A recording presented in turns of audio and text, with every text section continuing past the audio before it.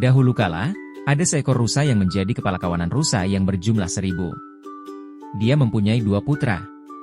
Yang pertama, si cantik, adalah rusa yang sangat ramping dan tinggi dengan mata berkilau cerah dan bulu halus kemerahan. Yang kedua, si kelabu, juga ramping dan tinggi dengan bulu berwarna abu-abu. Suatu hari, ketika si cantik dan kelabu sudah dewasa, ayah mereka berkata, "Ya, aku sekarang sudah sangat tua, dan tidak dapat melakukan semua hal yang diperlukan untuk merawat kawanan besar rusa ini. Aku ingin pensiun dan aku ingin kalian berdua, anak-anakku yang sudah dewasa, untuk menjadi pemimpin. Kalian berdua akan berbagi kawanan dengan tiap-tiap rusa memimpin 500 ekor kawanan." Dengan itu, 2 rusa muda menjadi pemimpin dengan kemampuan mereka masing-masing. Pada waktu itu di India, para rusa selalu dalam bahaya selama musim panen.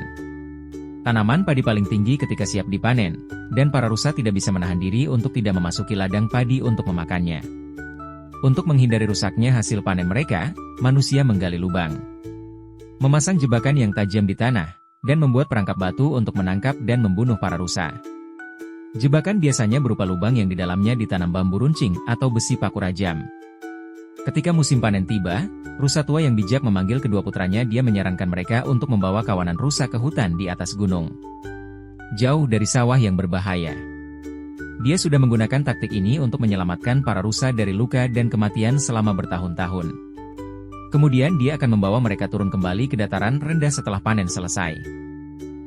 Karena sudah terlalu tua dan lemah untuk perjalanan ini, rusa tua yang bijak ini memilih untuk tetap tinggal dan bersembunyi. Setelah memperingati mereka untuk berhati-hati, dia mendoakan perjalanan mereka aman. Si cantik berangkat bersama kawanannya menuju hutan di pegunungan, demikian pula kelabu dengan kawanannya.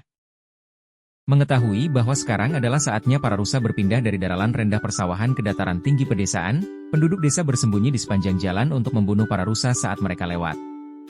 Karena tergesa-gesa membawa kawanannya ke hutan pegunungan yang lebat, kelabu tidak mengikuti saran bijak ayahnya. Bukannya pergi dengan waspada, dia terus-menerus menggerakkan kawanannya di malam hari, saat subuh, dan bahkan pada saat hari masih terang. Hal ini membuat para rusa di kawanan si kelabu menjadi sasaran yang mudah bagi manusia untuk memanah dengan busur dari panah mereka. Banyak yang terbunuh serta terluka parah, hanya untuk mati kesakitan di kemudian hari. Akhirnya, ketika si kelabu tiba di hutan, hanya sedikit rusa tersisa di kawanannya. Sebaliknya, si cantik, cukup bijak untuk memahami bahayanya memindahkan kawanan rusa. Dia sangat hati-hati. Dia menyadari lebih aman untuk berada jauh dari desa dan dari semua manusia. Dia tahu adalah tidak aman untuk menggerakkan kawanan rusa pada siang hari, atau bahkan di subuh atau senja hari. Jadi dia memimpin kawanannya jauh memutari desa dan bergerak hanya pada malam hari. Karena kehati-hatian dan kebijaksanaan si cantik, seluruh kawanannya mencapai hutan di gunung dengan aman dan lengkap. Tak ada yang terbunuh atau terluka. Kedua kawanan saling bertemu, dan menetap di pegunungan hingga musim panen selesai. Kemudian mereka mulai kembali ke persawahan di dataran rendah karena cuaca mulai dingin di pegunungan. Sayangnya, si kelabu tidak belajar apapun dari perjalanan pertamanya. Dalam kerisauannya untuk kembali ke dataran rendah yang hangat, ia tetap tidak berpikir dan sombong seperti dahulu. Lagi-lagi penduduk bersembunyi di sepanjang jalan dan menyerang para rusa.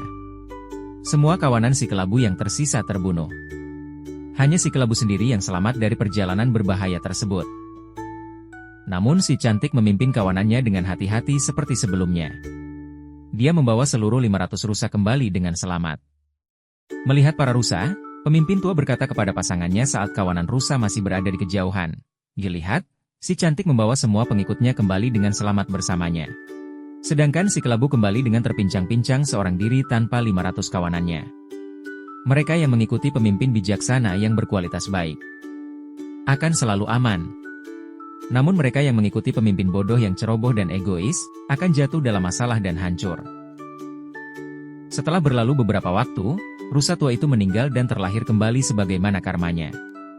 Dan si cantik menjadi ketua kawanan dan berumur panjang. Dicintai dan dikagumi oleh semuanya. Jika kamu suka video ini, jangan lupa untuk like dan subscribe untuk lebih banyak cerita indah.